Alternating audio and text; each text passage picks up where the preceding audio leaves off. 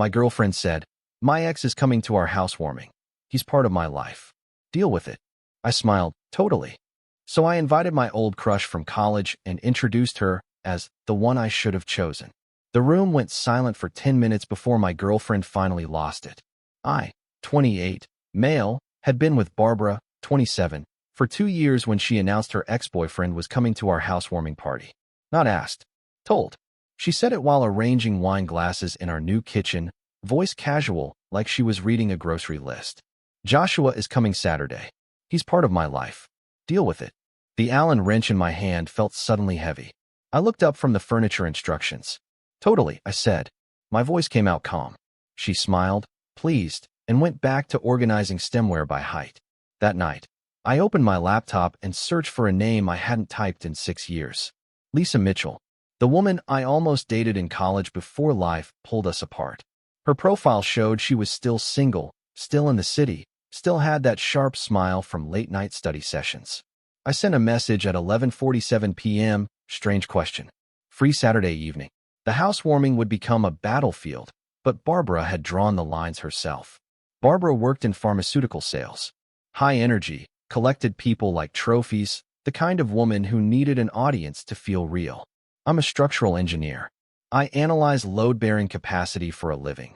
Think in terms of foundation integrity and what happens when weight distributes wrong. We met at a conference 18 months before moving in together. The relationship seemed smooth until month 14 when cracks started showing. Joshua was her college ex. 3 years together, amicable breakup, stayed friends. She mentioned him constantly. "It shows maturity," she'd say when I shifted uncomfortably. "Only insecure people cut off exes completely." That word, insecure, made any boundary I might set sound pathetic. He worked in finance. They grabbed coffee every few months. She'd return from those meetings glowing, energized, plugged into some external validation source. But inviting him to our housewarming felt different. This wasn't neutral territory. This was our home, the apartment we'd just leased together, where we were supposedly building something permanent. "Why Joshua specifically?" I asked that night in bed. She scrolled her phone without looking up. "Because he's important to me. Mature couples don't play jealous games. What if I'm not comfortable?" She finally looked at me, expression patient like explaining basics to a child. "Then that's something you need to work on. I'm not cutting people out because of your insecurity." There it was again. The conversation ender. I turned away. "Fine. Invite whoever you want." "Thank you," she said, already back to scrolling. The next morning, I contacted Lisa. Her response came at 7:23 a.m., intrigued. "What's the occasion?" I explained simply. "Housewarming party. Could use a familiar face." "Your housewarming with the girlfriend?" she asked. I confirmed. 3 dots appeared, disappeared, appeared again. "This sounds like it has a story." I replied. "Tell you in person?" She agreed. Saturday, 6 p.m. Barbara threw herself into party planning with manic energy. Specialty cocktails, curated playlist, 18 outfit photos sent to group chats. Joshua confirmed with a thumbs-up emoji she showed me like a validation trophy. "See? He's totally fine with everything. No weirdness." I assembled our bookshelf while she adjusted throw pillows for the 3rd time. My phone buzzed. "Lisa, asking about wine or dessert?" "Either. Just bring yourself." I typed back. Friday evening, Barbara did a final walkthrough. "Tomorrow's going to be perfect. Everyone's going to love the place. And you'll see how normal it is with Joshua here." "I believe you," I said. She kissed my cheek, satisfied. I sat on the couch we'd picked together and wondered if she'd ever actually listened to a single concern I'd raised. The answer sat heavy, obvious as a foundation crack you can't unsee. Saturday morning, Barbara cleaned surfaces already clean. I reviewed my mental blueprint. Lisa arriving at 6 p.m., most guests at 5:30. That gave Joshua 30 minutes to settle before Lisa walked in. At 4 p.m., Barbara emerged in her 3rd outfit. Black dress, statement necklace, heels adding 3 inches. "How do I look?" "Beautiful." It was true. That was never the problem. "What are you wearing?" She eyed my jeans and buttoned down with disapproval. "This." She sighed but didn't push. The doorbell rang at 5:28. The first wave arrived. Her co-workers, my friend Joseph, a couple from wine tasting. Barbara was in hostess mode, maximum charm. At 5:52, Joshua walked in. 6'2", finance bro haircut, expensive watch, handshake designed to communicate dominance. He handed Barbara wine that probably cost more than our utilities. The place looks amazing. Very you, he said, voice carrying across the room. Barbara beamed. Let me give you the full tour. They disappeared down the hallway, her hand on his arm, her laugh floating back. Joseph asked quietly, that the ex? That's him. Bold move, inviting him. Wasn't my move. Barbara and Joshua emerged from the bedroom tour at 6:04. She was glowing, that validation battery fully charged. The doorbell rang at 6:09. I walked to the door, heart rate steady. Lisa stood there holding red wine, wearing the same smile from college. Hey, stranger. Hey, yourself. Come in. She stepped inside, analyzing the space with the same sharp eye I remembered. Lisa was a software engineer, thought in systems and patterns. She'd understand without explanation. Nice place. Good bones. I guided her to the living room. Barbara was mid-story with Joshua, hands animated. She glanced over, smile automatic until her eyes focused on Lisa. Something shifted. A question forming. I poured Lisa wine, then raised my voice slightly. Enough to carry. Everyone, I want you to meet Lisa. We went to college together. Engineering program. People turned with polite interest. I looked directly at Barbara. Lisa's the one I should have chosen. The room went silent. Not explosive. Worse. Someone's drink paused midair. Joseph's eyes went wide. Joshua froze in polite confusion. Barbara stared like I'd announced the building was collapsing.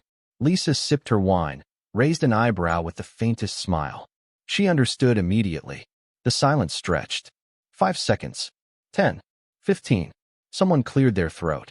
Barbara's face cycled through colors. White. Red. Something between fury and humiliation. Can I talk to you? She said. Not a question. A command. In the bedroom. Now. Update 1. I followed Barbara down the hallway. She vibrated with rage, heels clicking hard against hardwood. She shut the bedroom door with force. What the hell was that? Her voice strangled between yelling and composure. What was what? That woman. That introduction. The one you should have chosen? Are you serious? You invited Joshua. Your ex. You told me to deal with it. So I dealt with it. I invited Lisa. That's not the same thing. Why not? Because Joshua and I are friends. It's mature. What you did was vindictive. Cruel. I sat on the bed. Let me understand. You can invite your ex, parade him around, give him a bedroom tour, and that's maturity. But I invite an old friend I never even officially dated, and I'm cruel. You didn't just invite her. You said she's the one you should have chosen. In front of everyone. Why does Joshua's opinion matter so much? It doesn't. That's not the point. Then what is? She stopped pacing. The point is you humiliated me. Did I? Or did I do exactly what you've been doing to me for 6 months? Making me watch while you maintained this special friendship. Dismissing my feelings as insecurity. Forcing me to smile while you get validation from another man. That's not what I've been doing. Isn't it? Lisa can't stay. Why not? Because I said so. And if I don't ask her to leave? Her face hardened. Then you're choosing her over me. Right now? In front of everyone. You made that choice when you invited Joshua against my explicit discomfort. You just didn't like it when I used the same playbook. The silence felt like something breaking. Structural failure before you can see it. Fine, she said, voice cold. We'll go back out there and see who everyone believes. This isn't about sides. Everything's about sides. She walked out. I waited 30 seconds, then followed.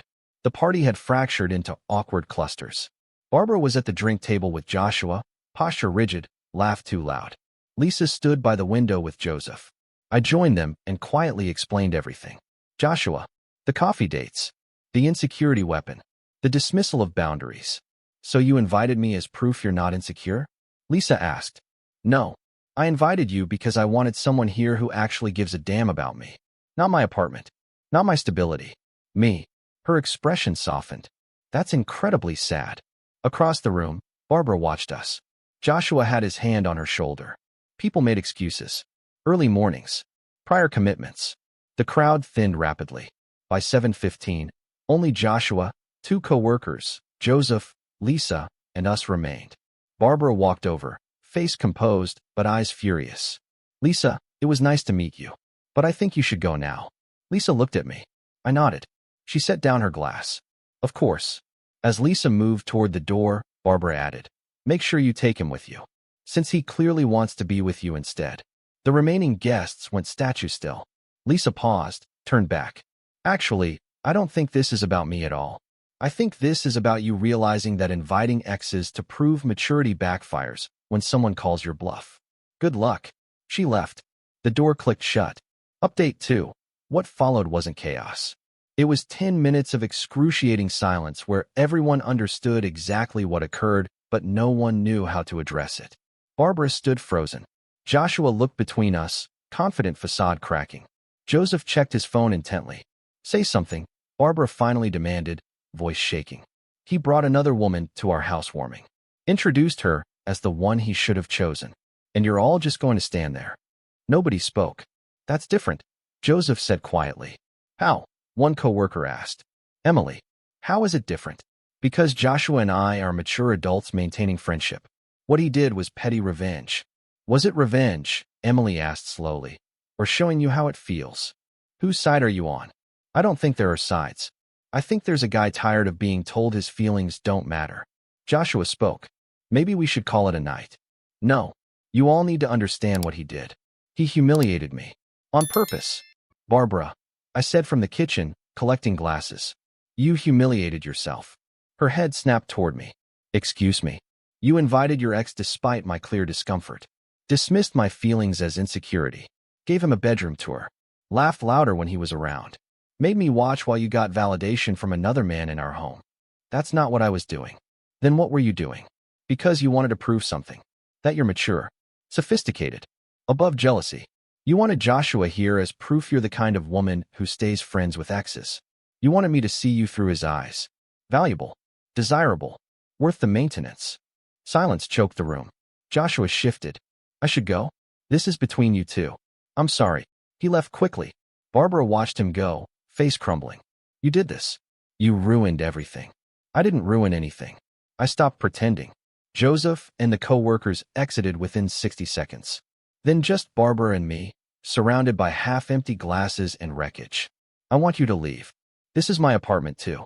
My name's on the lease. I don't care. Get out. I looked at her. Really looked. The woman I'd spent 2 years with, compromised for, made myself smaller for. Fine. I'll stay at Joseph's. But we need to talk about the lease. About separating. This isn't sustainable. You're breaking up with me? Genuine shock. You told me to get out. People say things when they're angry. Yeah, like deal with it and your insecurity and the one I should have chosen. Words matter. Actions matter more. You made your choice weeks ago when Joshua's comfort became more important than mine. I'm finally accepting it.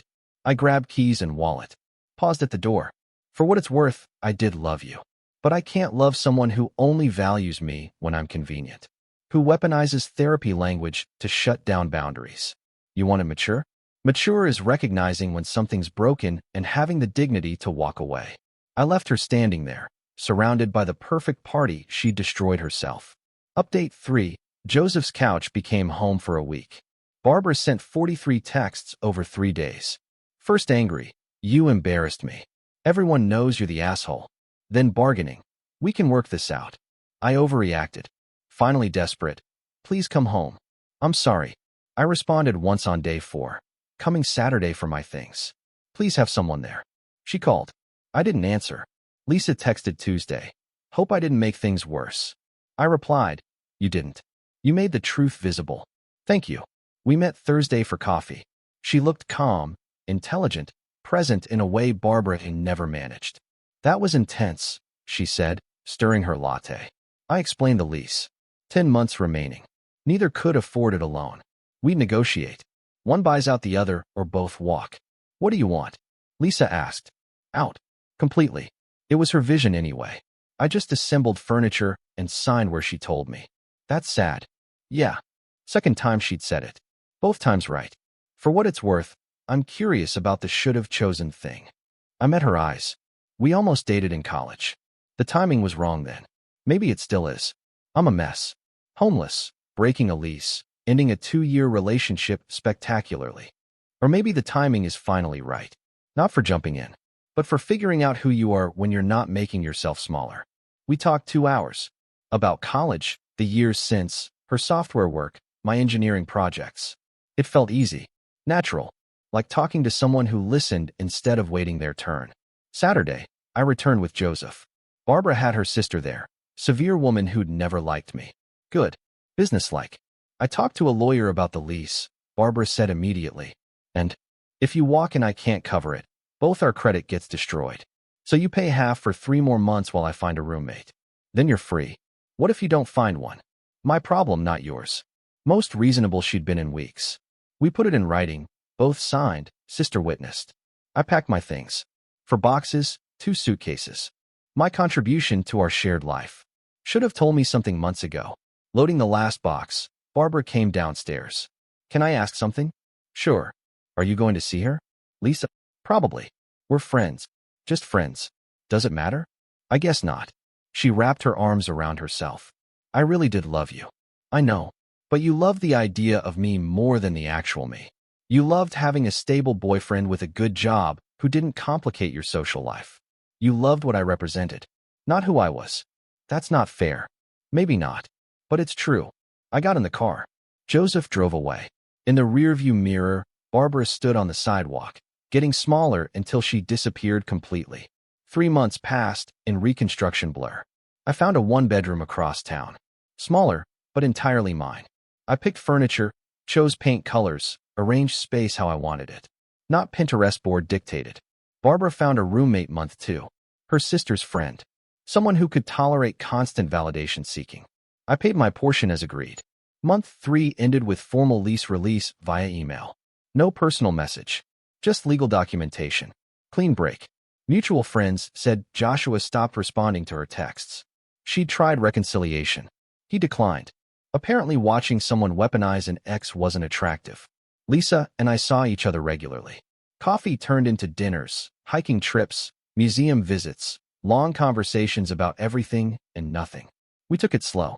I was rebuilding, figuring out what I actually wanted instead of what someone told me I should want. You're different than college, she said one evening at her apartment after cooking dinner together. How so? Quieter. More careful. Like you're fact-checking everything before trusting it. Is that bad? No. Understandable. But I hope eventually you'll trust yourself again. You have good instincts. You just spent 2 years with someone who convinced you not to listen. She was right. Barbara had spent our relationship telling me my discomfort was insecurity, my boundaries controlling, my needs inconvenient. I'd internalized it. Made myself smaller, more accommodating, less present in my own life. I'm working on it. I know. She leaned her head on my shoulder. Take your time. I'm not going anywhere. 6 months after the housewarming, I ran into Barbara at a work conference. She looked put together, working her company booth, doing the social performance she excelled at. She saw me, froze, then approached. Hi. Careful. Neutral. Hi. You look good. Thanks. You too. Silence stretched. I've been in therapy. Working on things. That's good. My therapist said I have anxious attachment. That I seek validation from men because I don't have internal self-worth. The Joshua thing was about proving I was still desirable, not actual friendship. Okay. I'm sorry. For dismissing your feelings. For making you feel small. You were right. I was using him to feel valuable. When you brought Lisa, when you did the same thing, I couldn't handle it because it forced me to see what I'd been doing to you. The apology I'd needed 6 months ago. Now just sad. I appreciate you saying that. I hope therapy helps. Are you with her? Lisa? We're seeing each other. Taking it slow. She nodded, eyes wet but not crying. Good. You deserve someone who actually sees you. I didn't. I see that now. We said goodbye. I watched her walk back to her booth, performing confidence even in acknowledgement. Some things don't change. 1 year after the housewarming, Lisa and I took a trip to Iceland. Her idea, inspired by conversations about landscapes and finding beauty in harsh environments. We stood at Black Sand Beach in Vik, watching waves crash against volcanic rock formations standing thousands of years. Wind brutal, beauty undeniable. You know what I love about engineering? Lisa said, hand in mind. What? You can calculate exactly how much stress a structure can handle before it fails. See weak points. Reinforce them or tear down and build something better. Talking about actual engineering or relationships? Both. Same principles. Know your load limits. Reinforce what matters. Walk away from structures that can't be saved. I pulled her closer against wind. When did you get so wise? College. You were there. You just weren't paying attention. I'm paying attention now. Good. We stayed a week. Hiked glaciers, soaked in hot springs, talked about the future in concrete terms instead of vague maybes. Lisa accepted a tech position in my city. We decided to look for a place together, slowly, carefully, making sure the foundation was solid before building anything permanent. The apartment we chose was nothing like Barbara's. Smaller, older, but with character. History. Built-in bookshelf Lisa loved immediately. We furnished it together, making joint decisions, compromising without anyone disappearing. First night, surrounded by half-unpacked boxes, Lisa raised her wine glass. To structures that hold. To foundations that matter, I added. We drank. For the first time in years, I felt like I stood on solid ground. I never saw Barbara again after the conference. Mutual friends said she dated more people, repeated patterns, eventually moved cities for work. I hoped her therapy stuck. I hoped she found what she was looking for. But mostly, I stopped thinking about her at all. Because I'd learned something crucial that night, in that 10-minute silence when everything collapsed. You can't build a life with someone who needs an audience to feel real. You can't create intimacy with someone who mistakes performance for connection. Barbara collected relationships like decorations, arranging them for visual impact, caring more about appearance than feeling. I'd been a supporting actor in her production, useful when I stayed in a signed role, disposable when I stepped out. Lisa was different. She didn't need me to validate her worth. Didn't need an audience to feel valued. Just needed a partner who showed up authentically, listened, built something real instead of photogenic. The housewarming was the best thing that never happened. It exposed structural flaws I'd ignored 2 years. Forced me to choose between comfortable dysfunction and uncomfortable growth. I chose growth. Standing in an apartment that actually felt like home, with a woman who actually saw me, I understood what Lisa meant about timing. Sometimes timing is wrong. You meet the right person at the wrong moment, and life pulls you apart. But sometimes, if you're lucky, patient, willing to rebuild yourself first, timing eventually becomes right. We'd almost dated in college. Stayed in each other's orbit 6 years. Found our way back through the wreckage of my relationship with Barbara. Maybe she really was the one I should have chosen. Or maybe she was the one I needed to be ready to choose. Either way, I wasn't letting go this time. The apartment was quiet that night. No performance. No audience. Just 2 people who'd found each other twice and decided the 3rd time they'd get it right. I looked at Lisa across our kitchen, hair falling from its ponytail, face makeup-free, smile genuine. You know what I love about engineering? What? When you build something right, it lasts. Yeah, it does. And we got back to unpacking, building our foundation brick by brick, creating something that would hold.